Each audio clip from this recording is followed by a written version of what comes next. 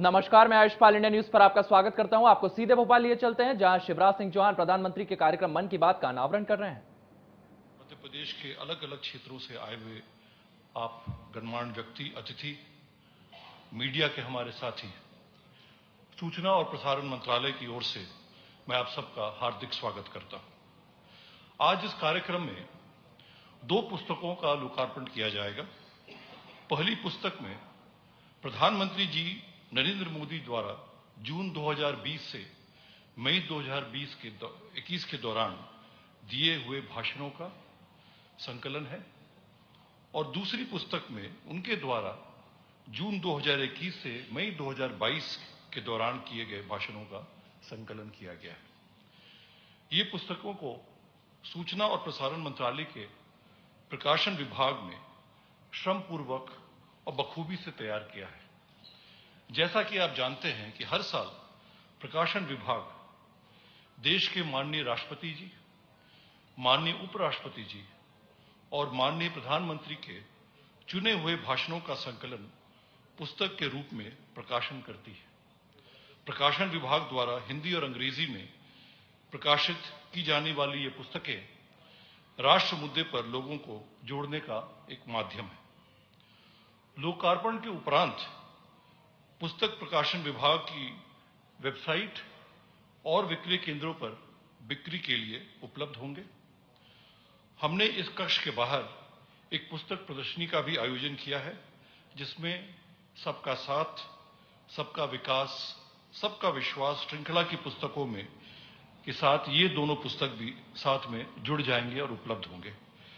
हमारे आयोजन में आप सभी का उपस्थिति के लिए मैं फिर से सूचना एवं प्रसारण मंत्रालय की ओर से आप सबका हार्दिक स्वागत और अभिनंदन करता हूं। धन्यवाद।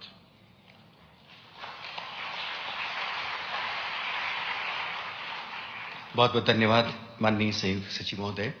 जैसा कि आपने बताया, इन पुस्तकों का आप सबके साक्षी में आज लोकार्पण होने जा रहा है। आइए, इससे पहले कि हम लोकार्पण का ये क्रम संपादित करें, उससे पहले इस स्क्रीन पर देखते हैं इन पुस्तकों पर आधारित एक छोटी सी वीडियो फिल्म।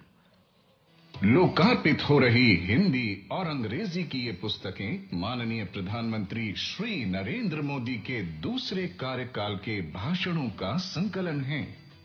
सबका साथ, सबका विकास, सबका विश्वास के खंड 2 और 3 में संग्रहित हैं जून 2020 से मई 2022 तक के भाषण।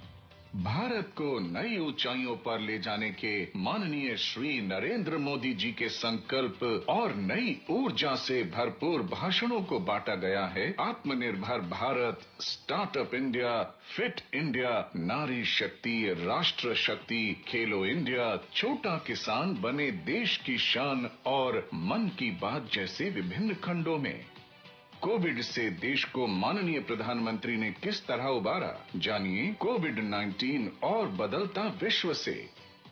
इन पुस्तकों में स्कैन कर भाषण सुनने, देखने के लिए QR कोड भी हैं।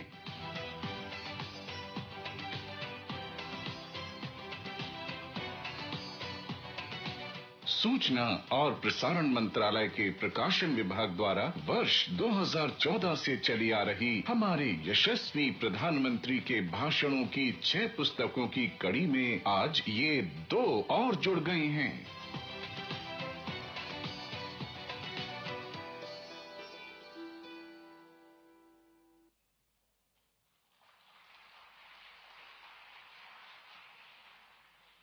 तो आइए अब इन किताबों का हम लोकार्पण करें। हम चाहेंगे कि मंच पर ये किताबें प्रस्तुत हों और माननीय मुख्यमंत्री जी, माननीय केंद्रीय मंत्री जी, आदरणीय सांसद महोदय संयुक्त रूप से इन किताबों का लोकार्पण करें। एक बार फिर बता दें कि हिंदी और अंग्रेजी 2 भाषाओं में इन पुस्तकों का प्रकाशन किया गया है। माननीय प्रधानमंत्री श्री नरेंद्र मोदी जी के संभाषण और उनके विचारों को इन पुस्तकों में, इन पन्नों पर आप पढ़ सकते हैं और ये किताबें बाहर लगी हमारी इस विशेष प्रकाशन प्रदर्शनी से भी आप प्राप्त कर सकते हैं। सबका साथ, सबका विकास और सबका विश्वास, माननीय प्रधानमंत्री जी के इस मंत्र को इस किताब के इन पन्नों पर आप पढ़ सकते हैं।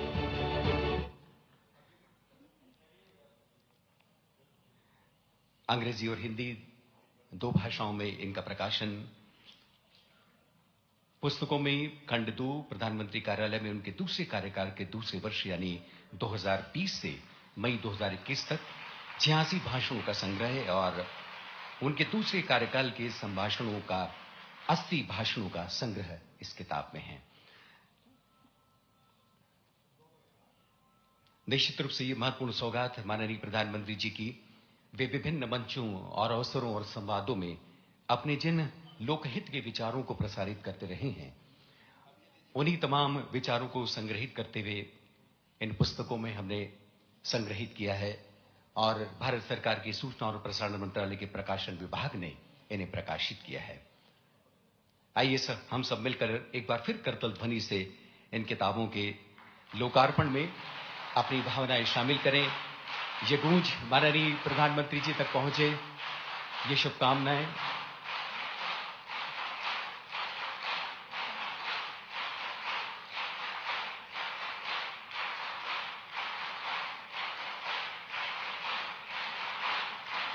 बशारत दे कोई तो आसमां से कि फिर कोई ताजा किताब आने को है। ये ताजा किताब, ये सौगात हम सबको मिली। अब हम भारत सरकार की सूचना और प्रसारण मंत्री आदरणीय श्री अनुराग सिंह ठाकुर जी से निवेदन करते हैं, आप सबसे मुखातिब हों और अपना उद्गार हम सबसे साझा करें।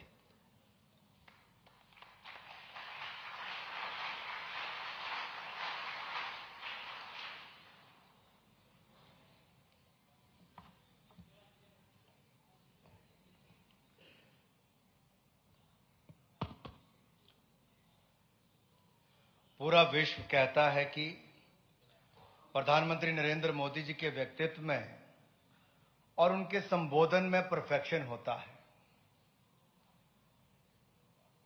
और जब ये परफेक्शन की जब बात आती तो परफेक्शन इसलिए होता है क्योंकि उसके पीछे इमोशन, ट्रेडिशन, ट्रांसफॉर्मेशन, जनरेशन और नेशन का सही कनेक्शन होता है।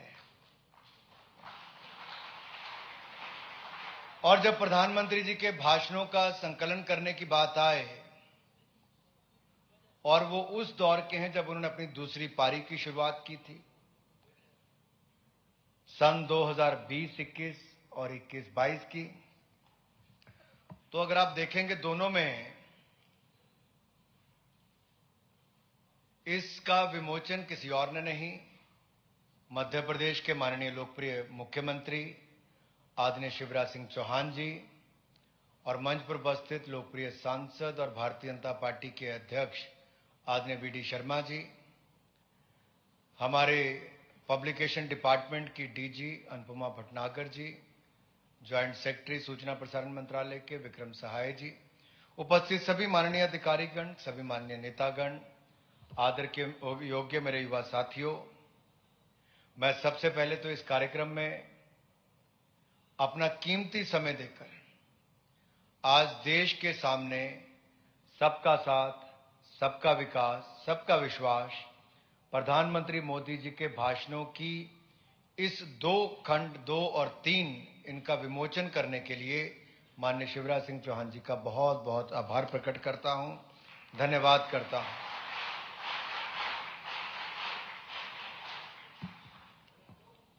आज मैं राजा भोज की नगरी में हूं और यहां पे मैं उस समय से भी आया जब कभी बीमारू राज्य मध्य प्रदेश को कहा जाता था, लेकिन मध्य प्रदेश की जनता का आभार प्रकट करता हूं कि जो सेवा करने का अवसर दिया तो बीमारू से आज देश के सबसे आगे बढ़ने वाले राज्यों में मध्य प्रदेश को लाकर खड़ा किया है। एक बड़ा बदलाव यहां पर आदरणीय शिवराज जी पिछले लगभग 4 दशकों में देखा गया, 2 दशकों में देखा गया। आज हम सब अपने चहेते भारत ही नहीं बल्कि संपूर्ण विश्व के सबसे लोकप्रिय नेता प्रधानमंत्री नरेंद्र मोदी जी के दूसरी पारी के उन 2 वर्षों के भाषणों के पुस्तक का विमोचन करने हेतु इकट्ठे हुए हैं। और जब मैं इन खंड 2 और खंड 3 की बात करता हूं तो एक खंड 2 में 86 भाषण, तो खंड 3 में 80 भाषण। और आप कल्पना कीजिए जिस वर्ष में सैकड़ों भाषण हुए हों, उनमें से 86 भाषण और 80 भाषण चुनना कितनी बड़ी चुनौती पूरे विभाग के लिए होती होगी। और मोदी जी का कौन सा भाषण हम छोड़ दें, यह भी अपने आप में एक चुनौती है कि हम क्या छोड़ें और क्या चुनें, क्योंकि उनके हर भाषण में बहुत कुछ सीखने को मिलता है और विशेष तौर पर युवाओं को और शोध करने वालों के लिए है। तो मैं युवाओं को और शोधकर्ताओं को इतना ही कहूंगा कि आप तो अवश्य इन किताबों को पढ़ें।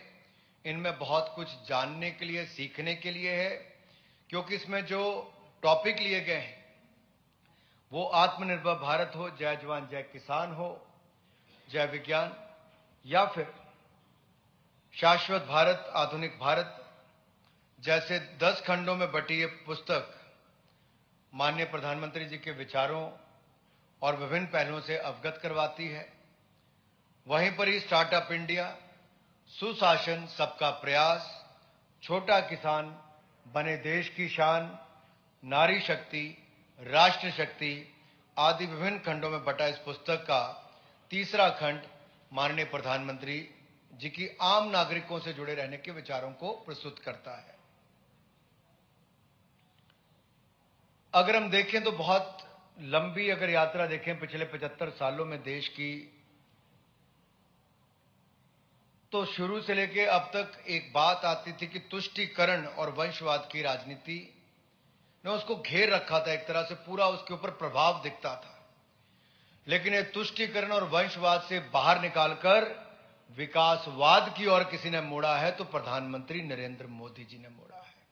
और विकास के नए आयाम स्थापित होते हैं, उसके लिए प्रदर्शनी एक सामने वाले हॉल में लगी है जो दिखाता है कि पिछले 9 वर्षों में किन किन योजनाओं को शुरू किया गया और उनका प्रभाव कैसे पड़ा, और जो 70 साल पहले 70 सालों में कोई नहीं कर पाया था वो कैसे पिछले 7-8 वर्षों में प्रधानमंत्री मोदी जी के नेतृत्व में हुआ। 18.5 करोड़ गरीब गरीबी रेखा से बाहर निकल कर आए तो मोदी जी की योजनाओं के कारण आए हैं।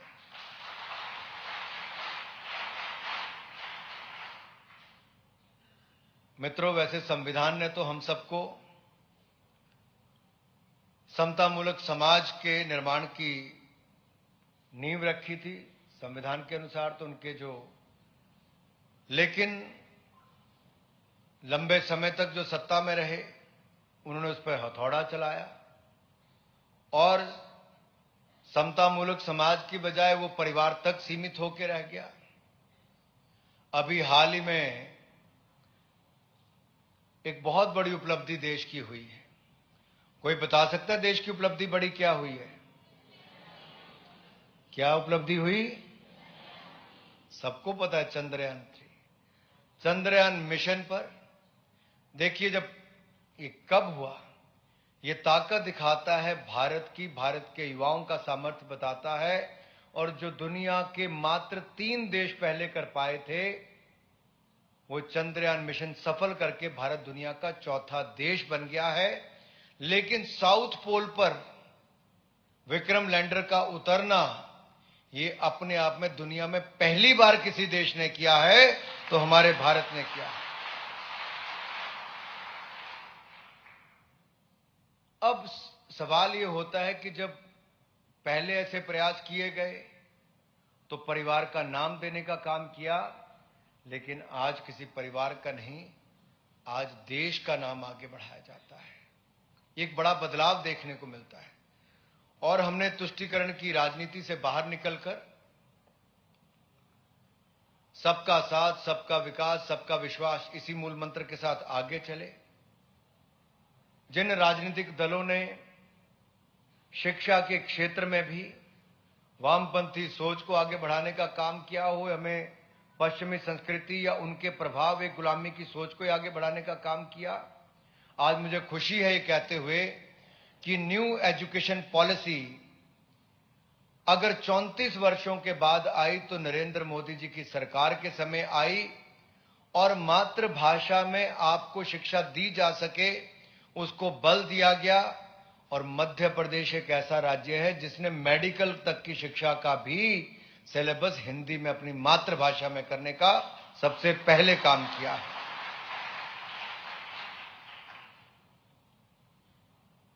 अब कुछ कार्य हैं, कई बार मैं किताबों में तो लिखा ही, लेकिन मैं आपसे वैसे पूछता हूं, ऐसी क्या मजबूरी थी कि 60 सालों तक गरीबी हटाओ, गरीबी हटाओ, गरीबी हटाओ के नारे लगते थे, लेकिन गरीबी नहीं हटती थी, गरीब मिट जाता था। गरीब के पास पक्की छत नहीं थी। 20,000 गांव में बिजली का कनेक्शन 2014 तक भी नहीं पहुंच पाया था। करोड़ों परिवारों के घरों में नल का नहीं था, नल से जल नहीं आता था। 60 करोड़ से ज्यादा लोगों को खुले में शौच करने जाना पड़ता था और शर्मिंदा होना पड़ता था। अन्न की कमी और अन्न के भंडार भी खाली कर देना, ये पूर्व में होता होगा, लेकिन जो 60 सालों में नहीं हुआ वो 8 सालों में मोदी जी ने कर दिखाया। 4 करोड़ गरीबों को पक्के मकान बनाकर दे दिए, 12 करोड़ बहनों को और परिवारों को शौचालय बनाकर दे दिया, हर गांव तक बिजली पहुंचाकर दे दी, 80 करोड़ गरीबों जरूरतमंदों को डबल राशन कोविड के समय 2.5 साल तक देने का कार्य किया, और अब तो 12 करोड़ घरों को नल से जल देने का काम भी मात्र 3 साल में कर दिया, और 60 करोड़ लोगों को 5 लाख का इलाज आयुष्मान भारत योजना में बिल्कुल मुफ्त देने का कार्य भी ये पिछले 9 सालों में नरेंद्र मोदी जी ने किया है। जब आप इनकी पुस्तक के थ्रू जाओगे तो आप एक व दूसरे टॉपिक पे जाओगे तो आपको लगेगा अच्छा मोदी जी ने 2015 में कहा था, और उस समय का मीडिया, सोशल मीडिया में देखोगे तो आपको आलोचना देखने को मिलेगी। छोटा सा उदाहरण देता, जैसे मोदी जी ने 2014 में कहा हर गरीब जरूरतमंद का बैंक खाता खुलेगा। बहुत आलोचना हुई कि क्या कहते हैं प्रधानमंत्री, गरीब का खाता क्या चाहिए। फिर प्रधानमंत्री ने कहा डिजिटल इंडिया कैंपेन शुरू करेंगे, तो उन्होंने कहा डिजिटल इंडिया, गरीब को क्या फायदा है। ये लोग गरीब और ये सब नाम ऐसे लेके तुष्टीकरण की राजनीति करते रहे, कभी अल्पसंख्यक के नाम पे, कभी गरीब के नाम पे। लेकिन आज मैं अपने सब युवा साथियों के बीच में खड़ा होकर पूछता हूं, जो 9 साल पहले किसी के पास बैंक खाता नहीं था, आज 45 करोड़ लोगों के बैंक खाते भी खुले, और उन बैंक खातों में 2,40,000 करोड़ रुपए से ज्यादा गरीबों का जमा हुआ। जो कांग्रेस के समय पैसे खा लिए जाते थे सिस्टम में, गरीब के खाते तक नहीं पहुंचते, क्योंकि खाता होता ही नहीं था, वो आज डीबीटी के माध्यम से सीधा खाते में पहुंचता है, और अब आपको बैंक जाने की जरूरत नहीं पड़ती। जो डिजिटल पेमेंट्स की बात करते थे, आज यूपीआई भीम के माध्यम से या फोन पे, पेटीएम ऐसी कंपनियों के माध्यम से आप पेमेंट करो तो आप अपने मोबाइल फोन से कर सकते हो। दुनिया भर की जितनी पेमेंट्स होती हैं उनका 46% डिजिटल पेमेंट्स केवल भारत में होती है। भारत नंबर 1 डिजिटल पेमेंट्स में।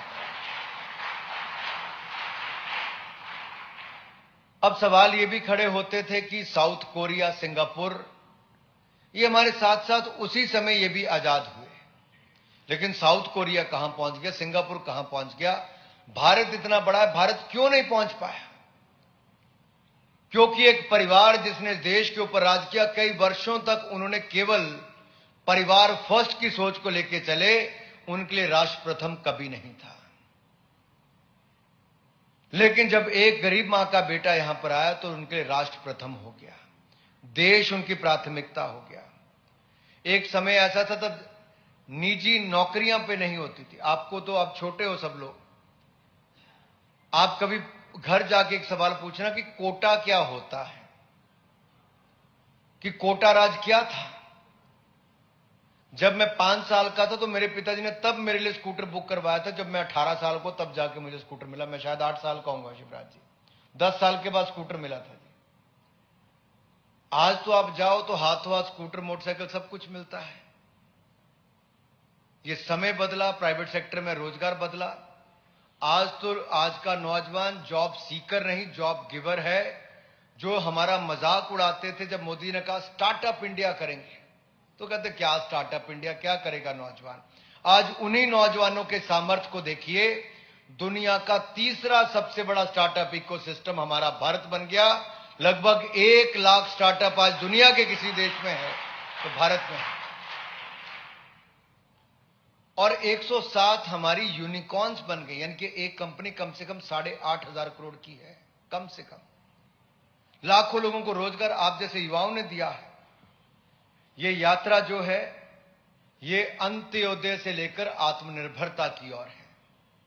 और जब आपने सुना होगा आत्मनिर्भर भारत कोविड के टाइम पे नरेंद्र मोदी जी ने कहा, तो फिर एक बार मजाक उड़ा कि भारत क्या दुनिया से अलग होकर अपने आप को देखता है? What is self reliant India? क्या भारत कैसे सरवाइव करेगा? यही कहते थे। जब हमने कहा अपनी वैक्सीन बनाएंगे, तब कहते थे क्या भारत की वैक्सीन आपको ठीक कर सकती है? विपक्ष के नेताओं ने बड़े बड़े प्रश्न चिन्ह खड़े किए थे। गांव में हाहाकार मच गई कि हम वैक्सीन लगवाएं कि ना लगवाएं। ये तो भला हो आप सब लोग मन की बात सुनते हो और दिल से मोदी जी के साथ जुड़े हो। आपने मोदी जी पे विश्वास किया। भारत ने अपनी 2 वैक्सीन बनाई और 220 करोड़ वैक्सीन पूरे मुफ्त में पूरे देश को लगाने का काम भी भारत में हुआ है।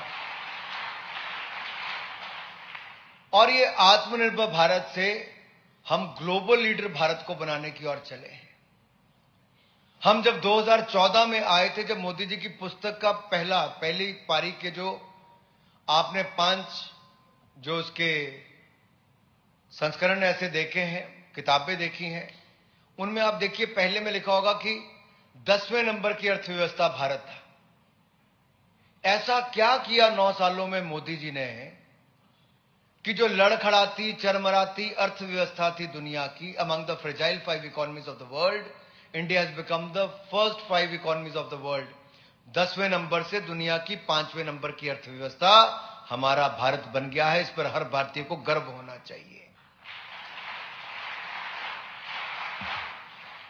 मित्रों, यही नहीं, हम सब के सामने एक सवाल बार बार खड़ा होता है। मीडिया के लोग भी कई बार पूछते हैं कि क्या है 10वें नंबर से 5वें नंबर की अर्थव्यवस्था बनी। फिर मन ही मन में कहते हैं, हां एक बात तो है भाई, अंग्रेजों को आपने पछाड़ दिया जिन्होंने हमारे ऊपर 250 साल राज किया था। वो 5वें नंबर की अर्थव्यवस्था थी। आजादी के अमृत महोत्सव मनाते मनाते आजादी के 75वें साल में हमने उसी इंग्लैंड को पछाड़कर दुनिया की 5वीं सबसे बड़ी अर्थव्यवस्था भारत बना है। लेकिन हमें यहां रुकना नहीं है, हमें इससे आगे जाना है। तभी प्रधानमंत्री जी ने लक्ष्य तय किया है कि हमें ये जो अमृत काल शुरू हुआ है, आजादी का 75वां वर्ष, इससे स्वर्णिम काल की ओर जाते हुए, यानी कि जब आजादी के 100 साल होंगे, उन 25 सालों में हमें भारत को विकसित भारत बनाना है। आप में से कौन कौन भारत को विकसित भारत बनाने के लिए तैयार है? अरे ऊपर वाले भी तैयार हैं। Very good. सब यही युवाओं का सामर्थ्य है, यही युवाओं की ताकत है। तभी तो आज दुनिया भर की बड़ी बड़ी कंपनीज में देखोगे, अगर उनके सीईओज के नाम आते हैं तो भारत के युवा आज दुनिया की बड़ी बड़ी कंपनियों के सीईओज भी बन गए हैं, चीफ एग्जीक्यूटिव ऑफिसर भी बन गए। आपकी ताकत है युवाओं की, तभी आप विकसित भारत बना सकते हैं। दूसरा, अगर ये मौका हमारे युवाओं को भारत में ही मिला होता तो भारत की अर्थव्यवस्था कहां पे होती? अगर ये स्पेस सेक्टर पहले खोला गया होता तो हम गूगल की ओर नहीं देखते, गूगल जैसी कंपनी भारत में ही बनी होती। अगर हम पेमेंट इकोसिस्टम में मात्र 5 सालों में दुनिया की सबसे नंबर 1 पे जा सकते हैं। आज देखिए, एक समय था जब हम ये सुनते थे कि दुनिया की सबसे लंबी टनल कहां पे, सबसे ऊंची इमारत कहां पे, सबसे ऊंची प्रतिमा कहां पर है। आज हम दुनिया की ओर नहीं देखते, आज हम कहते हैं अगर दुनिया की सबसे लंबी सुरंग सबसे ऊंचाई पर कहीं पर है तो अटल टनल मनाली में हिमाचल प्रदेश में है। हम कहते हैं दुनिया का सबसे ऊंचा पुल जो एफिल टावर से भी 100 मीटर ऊंचा है, वो रेलवे का पुल चेनाब नदी पर जम्मू कश्मीर में है। आज हम कहें दुनिया की सबसे ऊंची प्रतिमा कहां पर है तो कहां पे है? Statue of unity Sardar Patel की गुजरात में है। और दुनिया का सबसे बड़ा रेल नेटवर्क कहीं पर है तो वो भी हमारे भारत में है।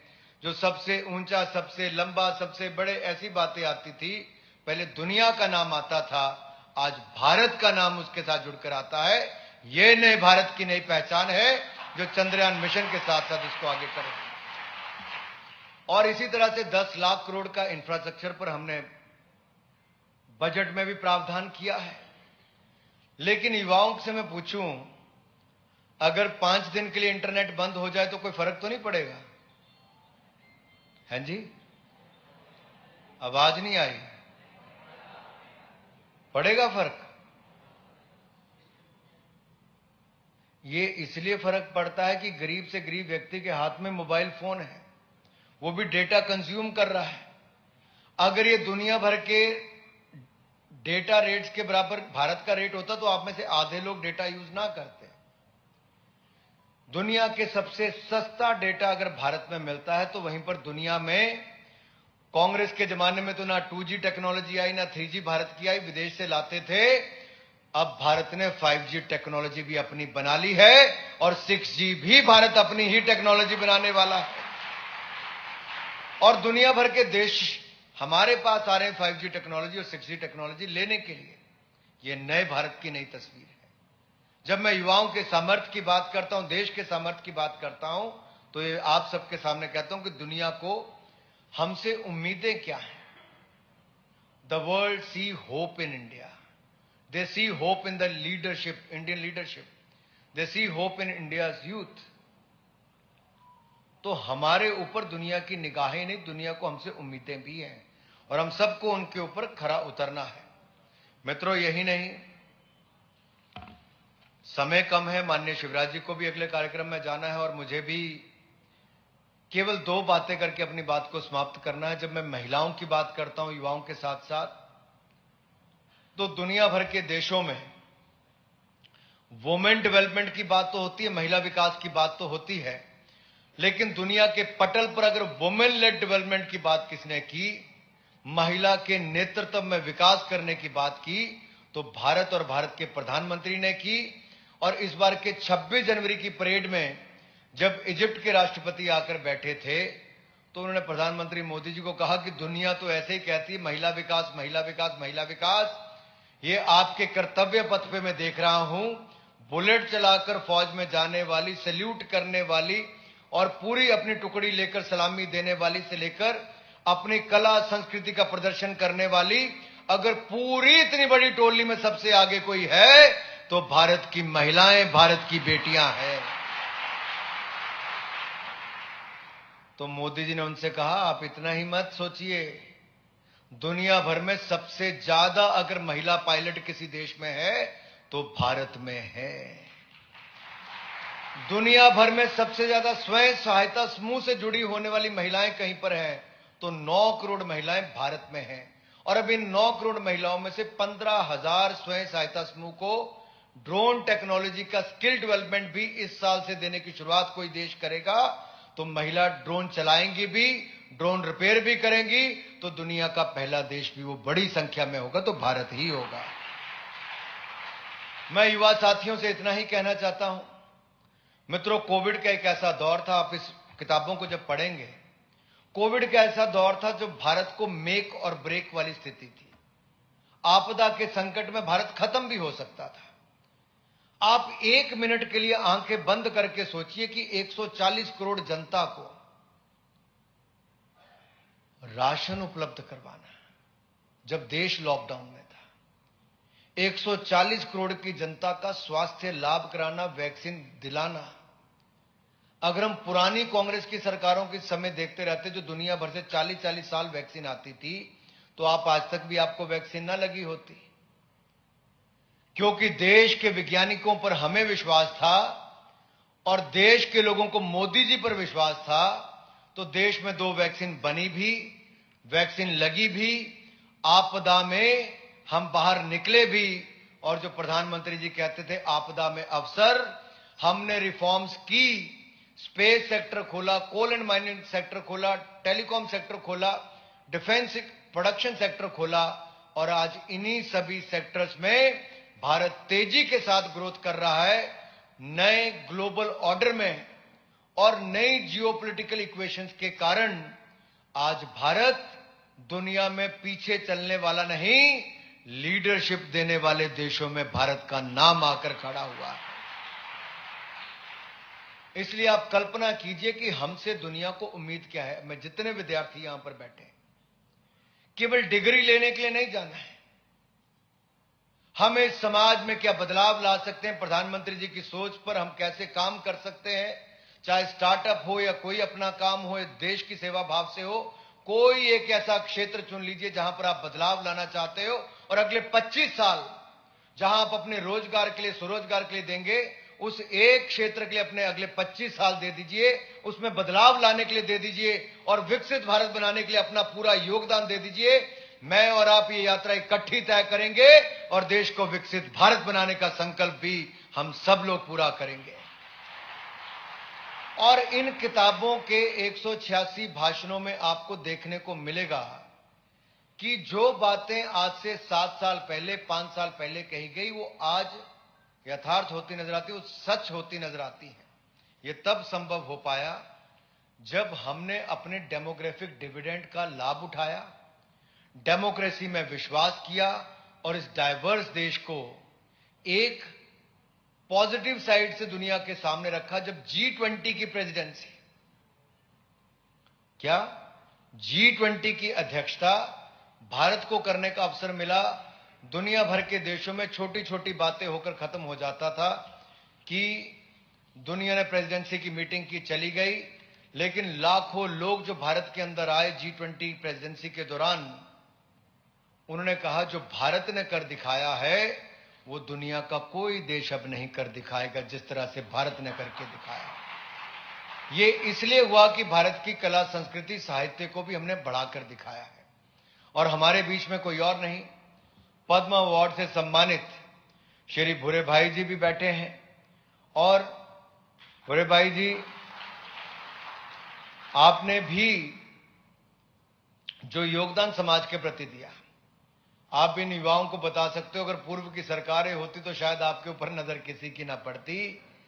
आज गांव, ग्रामीण, दुर्गम क्षेत्रों में बैठा भी कोई व्यक्ति अगर उसको पद्म अवार्ड से सम्मानित किया जाता है, जिसने कभी अपने जीवन में यह शुरुआत की होगी कि मुझे पेड़ पौधे लगाने, पर्यावरण बचाना है, किसी ने जल स्रोत को बचाने का प्रयास किया, किसी ने एम्बुलेंस किया, अपनी स्कूटर पे चलाने का काम किया, किसी ने कला संस्कृति को बचाने का काम किया, उन्होंने सच्चे भाव से शुरू किया था, पद्म अवार्ड की सोच नहीं रखी थी।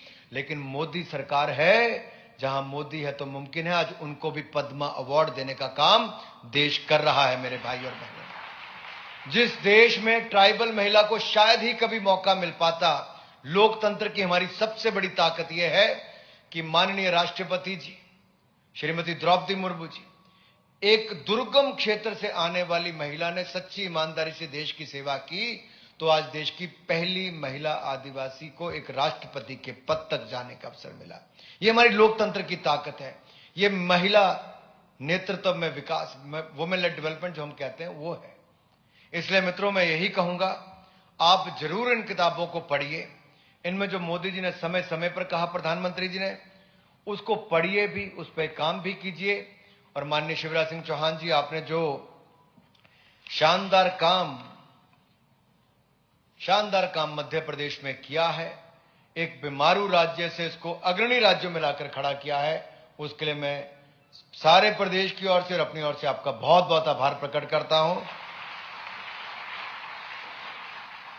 और मित्रों, जैसे प्रधानमंत्री जी लाल किले की प्राचीर से भाषण देते हैं तो भारत मां का हर लाल जोश और ऊर्जा से भर जाता है, उसी तरह से ही आपके उनके भाषणों के संकलन किए गए ये दोनों पुस्तिकाओं के, आप इनको पढ़िए भी, आप इनसे मार्गदर्शन भी आपका होगा और आप देश के आगे बढ़ाने में आपका बहुत बड़ा योगदान होगा।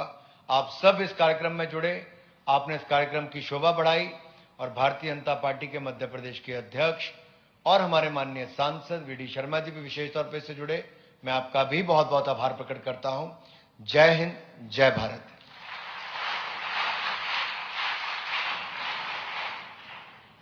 बहुत बहुत धन्यवाद आदरणीय श्री अनुराग सिंह ठाकुर जी। जिस युवा चेतना को आप संबोधित कर रहे हैं, उसमें संयोग ही है कि आज राष्ट्रीय सेवा योजना के सैकड़ों छात्र छात्राएं इस सभागृह में उपस्थित हैं। जोरदार तालियों से आइए